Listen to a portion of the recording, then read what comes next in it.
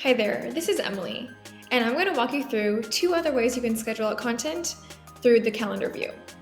The first one is going to be that drag and drop. Your content library is on the right-hand side of your screen. I'm just going to take one piece of content and drag it to a certain day. Our system picks the best posting time based on the piece of content itself and the platform it's going to. If you don't like the time our platform schedules it out, you can go into week view and you can drag it to a time you want it to be posted to. As you can see, it's now at that 7 a.m. time. You can also have a set time for the drag and drop pieces of content. If you click into your name and then go into brand settings, go into publishing, we are going to toggle on override optimal post time.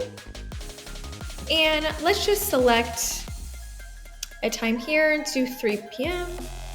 and then I will hit save changes. If I were to go back to the calendar view and I now do a drag and drop piece of content for the calendar, it's going to set for 3 p.m. You can also schedule content one other way. This is by just clicking on a certain day, creating your content in this area right here, and hitting schedule. One thing to note though is that you cannot add a title from this part. Thank you so much for watching and have a great day.